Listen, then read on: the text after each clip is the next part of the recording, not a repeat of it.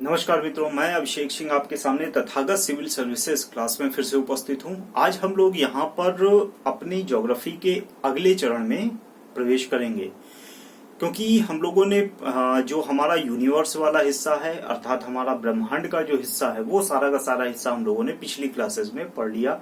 चाहे वो सौरमंडल हो, विभिन्न प्रकार के ग्रह उपग्रह हो, तारे हों, या अन्य प्रकार की जो ब्रह्मांड की जो स्थितियां हैं या आकृतियां हैं उनके विषय में। अब हमारा जो मुख्य हिस्सा शुरू होता है, जिसे हम वास्तव में वर्ल्ड ज्योग्राफी या विश्व भूगोल कहते हैं, उस वाले हिस्से में प्रवेश करेंगे। सौरमंडल पढ़ते समय भी मैंने ये कहा था कि हम लोग पृथ्वी वहां पर नहीं पढ़ेंगे, पृथ्वी की डिटेल हम लोग अलग से पढ़ेंगे वर्ल्ड ज्योग्राफी में, क्योंकि पृथ्वी की डिटेल पढ़ना बहुत ज्यादा आवश्यक है, क्योंकि इससे सीधे सीधे प्रश्न आते हैं। सिंगल लाइनर भी आते हैं, मल्टी ऑप्शनल भी आते हैं, व्याख्यात्मक प्रश्न भी आते हैं, यहाँ तक कि मुख्य परीक्षा में पृथ्वी के सदृश जो बातें हैं उन पर भी प्रश्न लगातार आते रहते हैं। दूसरी स्थिति ये है कि अब वर्ल्ड ज्योग्राफी पढ़ने का मतलब ये है कि हम जो हमारी पृथ्वी का धरातल है उसमें जो हमारा पृथ्वी का पूरा वायुमंडल है, वायुमंडल में विभिन्न प्रकार के जो जैवमंडल हैं, इसके साथ ही पूरा का पूरा जो स्थल मंडल है, वो तीनों के तीनों क्षेत्र हम पढ़ेंगे। उनके भीतर जो आकृतियां पाई जाती हैं, जैसे हम स्थल की बात करें तो स्थल में हमारे पर्वत पाए जाते हैं, ज्वालामुखी पाए जाते हैं, आंतरिक धरातल में भूकंप की स्थितियां होती हैं, साथ में पठार पाए जाते हैं, मैदान पाए जाते हैं, रेगिस्तान पाए जाते हैं। जल मंडल में समुद्र हैं, महासागर जिन्हें हम कह सकते हैं, नदियां हैं, घाटियां हैं, झीलें हैं, झरने हैं इत्यादि, ये सारे के सारे हैं। वायुमंडल अर्थात हमारे वायुमंडल का जो स्तर है, अर्थात हम एक ऐसे समझें कि हम अब उस हिस्से में प्रवेश कर रहे हैं जो वास्तव में हमारे लिए बहुत ज्यादा इंपॉर्टेंट है। अर्थात पृथ्वी का जो भौतिक भूगोल है वो, पृथ्वी के भीतर जो आर्थिक भूगोल है वो, आर्थिक भूगोल अर्थात जो आर्थिक क्रियाएं होती हैं, चाहे वो परिवहन से संबंधित हो, चाहे व्यापार वाणिज्य से संबंधित हो या कृषि से संबंधित हो, वो सारी की सारी।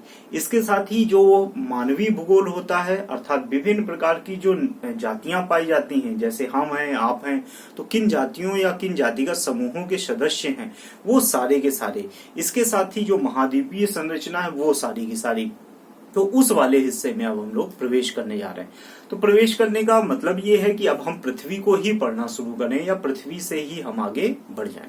ठीक है मित्रों, तो आज वर्ल्ड ज्योग्राफी का प्रारंभ हो रहा है एक प्रकार से, और पृथ्वी को हम लोग पढ़ेंगे। और प्रारंभ करने से पहले आपसे रिक्वेस्ट है, कोई भी विषय अगर नहीं समझ में आता है तो तथागत सिविल सर्विसेज का जो कमेंट बॉक्स दिया गया है उस कमेंट बॉक्स में आप कमेंट कर सकते हैं।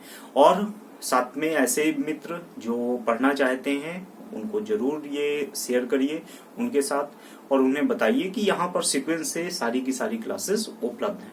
तो आइए इसको शुरू करते हैं। पृथ्वी जिसे हम अर्थ भी कहते हैं, ध्यान रखिएगा, अर्थ अर्थात भूगोल, ये अर्थ जो आपको इंग्लिश में दिख रहा है ये वास्तव में संस्कृत का शब्द है।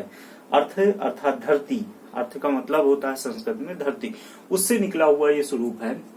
और पृथ्वी की जब हम आकृति की बात करते हैं कि पृथ्वी की स्थिति क्या है, उसकी आकृति क्या है, तो पहले स्थितियों की बात करें तो हमारे सूर्य से क्रम में जब हमने पढ़ा था सौरमंडल को, तो सूर्य से क्रम में यह बुध, उसके बाद शुक्र, उसके बाद पृथ्वी, अर्थात सूर्य से क्रम में यह तीसरा ग्रह पाया जाता है। ध्यान रखिएगा, सूर्य से क्रम में यह तीसरा ग्रह है।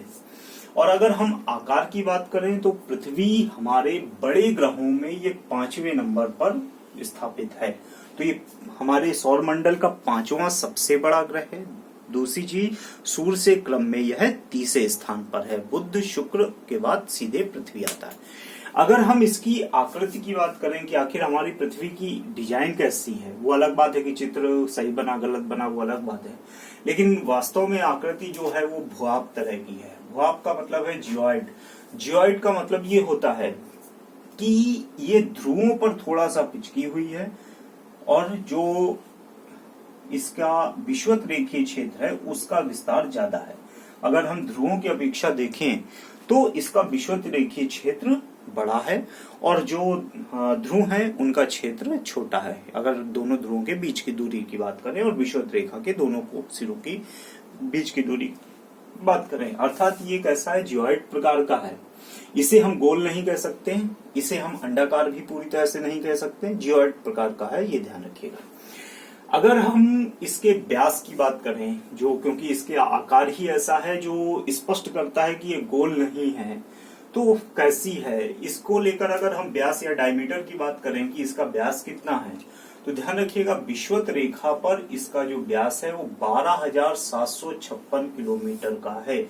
अर्थात यहां से ए पॉइंट से यहां बी पॉइंट तक के बीच की जो दूरी है वो 12,756 किलोमीटर की है। ध्यान रखिएगा विषुवत रेखाओं में पृथ्वी का जो व्यास है वो 12,756 किलोमीटर का है। दूसरी स्थिति यह है कि इसका ध्रुवों पर या पोल्स जो हैं हमारे, उन पर इसका व्यास क्या पड़ता है, क्योंकि यह जो पोल है वहां पर थोड़ा सा कम है, उसके बीच की दूरी कम है, नॉर्थ पोल और साउथ पोल के बीच की दूरी, इसीलिए जियोइड प्रकार का ये ग्रह है। और इसके ध्रुवों का अर्थात नॉर्थ पोल से साउथ पोल के बीच की जो दूरी है वो 12,713 किलोमीटर की है। ये ध्यान रखिएगा ध्रुवों पर इसके बीच की दूरी 12,713 किलोमीटर की है। तो ये बीच की दूरी जरूर याद रखिएगा, अक्सर प्रश्न में सीधा सीधा आ जाता है। विषुवत रेखा या इक्वेटर लाइन पर 12,756 किलोमीटर और ध्रुवों पर 12,713 किलोमीटर, ध्यान रखिएगा। दूसरी स्थिति ये है कि हमारी जो पृथ्वी है उसको हम नीले ग्रह के नाम से भी जानते हैं। नीले ग्रह के नाम से जानने का तात्पर्य ये है, नीले ग्रह को कहने का तात्पर्य यह है कि जब हम इसको अंतरिक्ष से देखते हैं, सैटेलाइट के माध्यम से जब इसको देखा जाता है तो ये नीले रंग का दिखाई पड़ता है। कारण ये है कि इसमें जलमंडल बहुत बड़ी मात्रा में है, जल पूरी तरह से विद्यमान है, तो जो रिफ्लेक्शन होता है, वो जो कणों का रिफ्लेक्शन होता है वो नीले प्रकाश को सर्जित करता है। नीला प्रकाश वहां कहीं ना कहीं प्रभावी होता है, इसीलिए यह हमको अंतरिक्ष से नीले रंग का दिखाई पड़ता है, ये ध्यान रखिएगा। दूसरी चीज ये है कि इसका अगर घनत्व की बात करें, औसत घनत्व, तो वो है 5.5 का, ये ध्यान रखिएगा। इसका औसत जो घनत्व है वो 5.5 का है। तीसरा प्रमुख है जो जिस पर अक्सर प्रश्न आया है, इसका परिधि कितनी है, पैरामीटर कितना है, तो ध्यान रखिएगा इसका 40,075 किलोमीटर की इसकी परिधि है। पृथ्वी की पैरामीटर या परिधि जो है वो 40,075 किलोमीटर की है, 40075 किलोमीटर, 40,075 किलोमीटर की परिधि है, ये ध्यान रखिएगा, बहुत आता है। परिक्रमा काल बहुत साधारण सा है, सबको मालूम है लगभग, जिनको नहीं मालूम वो ध्यान रखें, 365.26 दिन का है। और यही जो 2-6 दिन लास्ट के होते हैं, ये चौथे वर्ष एक लीप ईयर के रूप में एक दिन की वृद्धि कर देते हैं, और एक दिन की यही वृद्धि हमको फरवरी में 29 फरवरी के रूप में अक्सर दिखाई पड़ती। तो 365.26 दिन की इसका पूरा परिक्रमा काल है। परिक्रमा का मतलब है रेवोल्यूशन, रेवोल्यूशन का मतलब है सूर्य के सदृश परिक्रमा करना, अर्थात सूर्य बीच में केंद्र में है और उसके सदृश परिक्रमा करना। दूसरा है इसकी घूर्णन काल की अवधि, रोटेशन पीरियड जो है वो अपने अक्ष पर, अर्थात अक्ष पर ही एक जगह जो घूमती है, जिसके आधार पर दिन और रात की स्थितियां होती हैं। तो घूर्णन काल जिसे कहें, जिसके आधार पर दिन और रात की स्थितियां होती हैं। परिक्रमा काल के आधार पर तो वर्ष की स्थिति होती है, घूर्णन काल के आधार पर दिन और रात की स्थिति होती है। ये है सौर दिवस के आधार पर 23 घंटे 56 मिनट और 4 सेकंड का, 23 घंटे 56 मिनट और 4 सेकंड का है, ये ध्यान रखिएगा। इसका घूर्णन काल 23 घंटे 56 मिनट 4 सेकंड का है, जिसे हम सीधे सीधे 24 घंटे के नाम से जानते हैं। इसको हम 24 घंटे, सौर दिवस के आधार पर इसको 24 घंटे हम सीधे सीधे कर देते हैं। तो ये घूर्णन काल जो है वो दिन रात के लिए प्रभावी है, और परिक्रमा काल जो है वह वर्षों के लिए, ऋतु परिवर्तन और वर्षों के लिए प्रभावी होता है। ये भी स्थिति है कि जो पृथ्वी का स्वरूप है घूर्णन के आधार पर, इसी घूर्णन की स्थिति के आधार पर ही हमारे पोल्स निर्धारित होते हैं, क्योंकि पोल्स ही हमको ये डायरेक्शन देते हैं कि नॉर्थ पोल कैसा, साउथ पोल कैसा, और ये वास्तव में घूर्णन की गति के आधार पर ही निर्धारित होता है कि नॉर्थ पोल और साउथ पोल की स्थितियां कैसी हैं।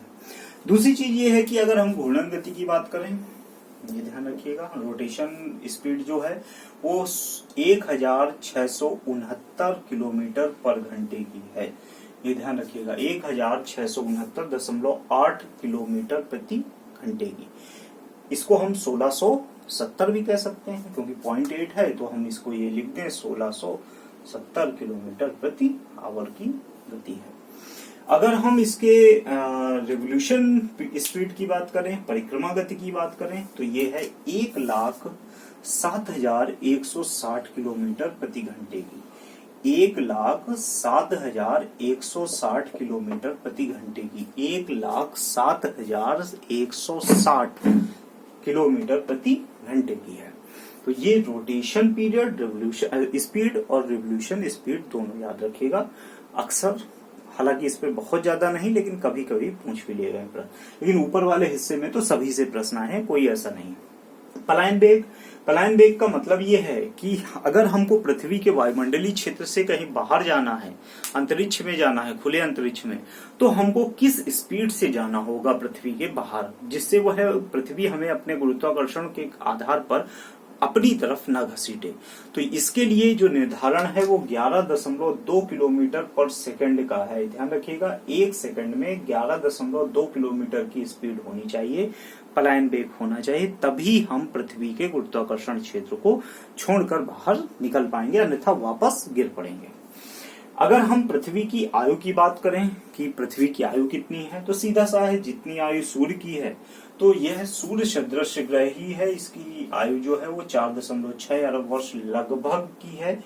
और यह आयु का जो निर्धारण किया गया है वो यूरेनियम डेटिंग मेथड के आधार पर किया गया है। ध्यान रखिएगा, कार्बन डेटिंग के आधार पर नहीं किया गया है, यूरेनियम डेटिंग मेथड के आधार पर इसकी उम्र की गणना की गई है। क्योंकि पूरी पृथ्वी में सबसे ज्यादा कार्बन तत्व है और लगभग कोई ऐसा तत्व नहीं है जिसमें कार्बन की मौजूदगी नहीं है। इसीलिए जो जीवों की या वनस्पतियों की जो उम्र का निर्धारण होता है वो कार्बन डेटिंग से होता है, लेकिन पृथ्वी की जो उम्र का निर्धारण होता है वो यूरेनियम डेटिंग के आधार पर होता है। इसको ध्यान रखिएगा, कार्बन डेटिंग के आधार पर नहीं होता है। अगर हम पृथ्वी के इस पूरे स्वरूप में सबसे ऊंचे, सबसे गहरे अन्य स्थानों की बात करें छोटे छोटे, तो वो भी कई बार प्रश्नों में पूछे जाते हैं। लेकिन ये ध्यान रखिएगा, पृथ्वी अपने अक्ष से, ये एक्सिस से 23.5 डिग्री झुकी हुई है, और पृथ्वी अपने ऑर्बिट से, इसका सीधा सा मतलब होता है 23.5 डिग्री झुकी होने का, कि वह अपने कक्षा से या ऑर्बिट में 66.5 डिग्री का कोण बनाती है। तो अपने ऑर्बिट से, अन्यथा अगर ऑर्बिट बिल्कुल इसका एक्सिस बिल्कुल सीधा होता तो नॉर्थ पोल यहाँ पर होता, लेकिन यह साउथ पोल कुछ इस तरह के होते, लेकिन यह अपने अक्ष से झुकी हुई है, तो नॉर्थ पोल थोड़ा सा झुका हुआ है, साउथ पोल थोड़ा सा उठा हुआ है। तो ये स्थिति कहीं ना कहीं बनी हुई है, और इस झुकाव के कारण ही ये, अब प्रश्न ये हो सकता है कि इस झुके होने का क्या कारण है। अगर पृथ्वी मान लीजिए झुकी हुई ना होती तो क्या होता, तो पृथ्वी अगर झुकी हुई ना होती तो सीधा सा मतलब था सूर्य का प्रकाश पूरी ही पृथ्वी पे सभी स्थानों पर बराबर, या हम ये कहें कि नहीं पहुंचता, बराबर तो नहीं कह सकते लेकिन नहीं पहुंचता, ये भी होता।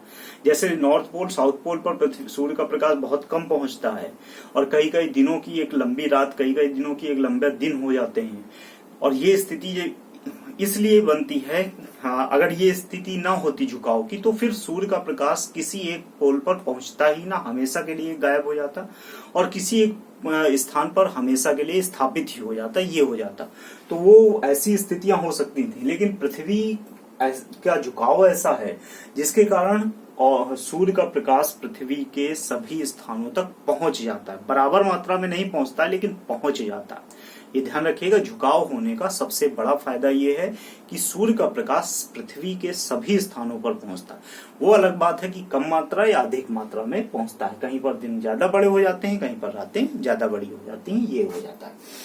सूर्य का प्रकाश पृथ्वी तक कितनी देर में पहुंचता है, ये भी एक बात है, ध्यान रखिएगा। सूर्य का प्रकाश जो पृथ्वी तक पहुंचता है वो 8.16 सेकंड में पहुंचता है। 8 मिनट 16 सेकंड में पहुंचता है। तो कई किताबों में इसमें 8 मिनट 10 सेकंड लिखा हुआ है, कई किताबों में 8 मिनट 15 सेकंड लिखा हुआ है। तो कई अलग अलग हैं, लेकिन 8 प्रमुख रूप से है, तो ये ध्यान रखिएगा 8 से लेकर 16 सेकंड के बीच का है। लेकिन प्रमुख ज्यादातर जो एनसीईआरटी वगैरह में मिलेगा आपको, तो वो मिलेगा 8.16 मिनट का। 8 मिनट 16 सेकंड में सूर्य का प्रकाश पहुंचता है पृथ्वी तक। कितनी दूरी है ये सब तो मैं पिछली क्लास में भी बता चुका था, लेकिन फिर भी ध्यान रखिएगा पृथ्वी और सूर्य के बीच में लगभग 15 करोड़ किलोमीटर की दूरी है। लगभग वो अलग बात है, कभी ये ज्यादा हो जाती है, कभी ये कम हो जाती है। अपहेलियन पेरिहेलियन की स्थितियां जब बनती हैं उपसौर और अपसौर की, तो कभी ज्यादा कभी कम की स्थितियां हो जाती हैं, वो एक अलग विषय है। अगर हम पृथ्वी के सबसे ऊंचे स्थान की बात करें तो बहुत जनरल सा है, हिमालयी क्षेत्र है सबसे ऊंचा स्थान, और माउंट एवरेस्ट। ध्यान रखिएगा माउंट एवरेस्ट सबसे ऊंची है, 8,848 मीटर की ऊंचाई प्राप्त है। हालांकि कुछ किताबों में आजकल 50 दिया हुआ है यहाँ पर, लेकिन 50 से बच के रहिएगा, क्योंकि ये केवल चीन के द्वारा निर्धारित है कि ये 8,850 मीटर है, लेकिन विश्व स्थिति पर अभी भी 8,848 मीटर को ही मान्यता प्राप्त है। दूसरी स्थिति, पृथ्वी पर सबसे गहरा स्थान की बात करें तो सबसे गहरा स्थान जो है वो आपका मैरियाना ट्रेंच है। मैरियाना ट्रेंच जो है वो फिलीपींस के पास है, और ये लगभग 10.8 किलोमीटर गहरा स्थान है। पूरी पृथ्वी का सबसे गहरा स्थान मैरियाना ट्रेंच है, फिलीपींस के पास प्रशांत महासागर में है, और इसकी गहराई लगभग 11 किलोमीटर या 10.8 किलोमीटर की है, या हम ये कहें तो 1100 मीटर की हो सकती है। अगर हम स्थल पर सबसे गहरा स्थान की बात करें तो ध्यान रखिएगा जो डेड सी है, आपका मृत सागर जो है डेड सी, वो लगभग 397 मीटर गहराई पर है, और ये जॉर्डन से इजराइल के बीच का क्षेत्र है। जॉर्डन से इजराइल के बीच स्थल पर पाया जाने वाला सबसे गहरा स्थान मृत सागर या डेड सी है, जो 397 मीटर लगभग 397 मीटर गहरा है। ध्यान रखिएगा ये स्थिति। पृथ्वी का सबसे बड़ा महासागर प्रशांत महासागर है। पृथ्वी पर सबसे बड़ा सागर की बात करें तो बेरिंग सी है। पूरी पृथ्वी का सबसे बड़ा सागर बेरिंग सी है, जो प्रशांत महासागर का ही भाग है। पृथ्वी का सबसे बड़ा मरुस्थल की बात करें तो आपका सहारा मरुस्थल है, सबको मालूम है, बहुत छोटा सा क्वेश्चन है। पूरी ही पृथ्वी का सबसे बड़ा मरुस्थल जो है वो आपका सहारा मरुस्थल है। पृथ्वी पर सबसे बड़ी नदी की बात करें तो जल भराव की दृष्टि से आपकी जो है अमेजन नदी जल भराव की दृष्टि से सबसे बड़ी है। प्रवाह की दृष्टि से, अपवाह की दृष्टि से बात करें तो नाइल जो है अफ्रीका में सबसे बड़ी है। तो अमेजन की बात जल प्रवाह के आधार पर, और नील लंबाई अर्थात अपवाह तंत्र के आधार पर, प्रवाह के आधार पर सबसे बड़ी नदी है। हालांकि ज्यादातर प्रश्न नील पर ही आता है, तो नील को जरूर याद रखिएगा। नाइल रिवर जो है अफ्रीका की सबसे बड़ी, मिस्र के लिए देन मानी जाती है, ये भी ध्यान रखिएगा। तो ये कुछ छोटे छोटे पॉइंट हैं जो ध्यान रखिएगा। ये पृथ्वी के जो हम नॉर्थ पोल और साउथ पोल का निर्धारण होता है, क्योंकि यहाँ पर जो ध्रुव तारा है आपका नॉर्दर्न स्टार पोलरिस जिसे कहें, पोल स्टार जिसे कहते हैं, ध्रुव तारा, उसका जो सूर्य का उसका जो प्रकाश है वो आपका नॉर्थ पोल पर सीधे पड़ता है, और साउथ पे सदर्न क्रॉस नाम का एक तारा है जो सीधे सीधे कहीं ना कहीं सूर्य, ये उसका प्रकाश आपके साउथ पोल पर पड़ता है। और एक घटना और घटित होती है पृथ्वी पर जिसे अरोरा कहते हैं।